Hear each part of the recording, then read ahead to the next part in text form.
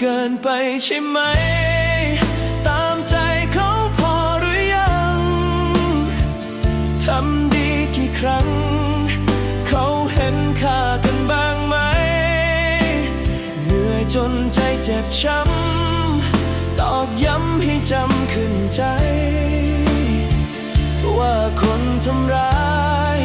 ไม่ใช่ใครคือฉันเอง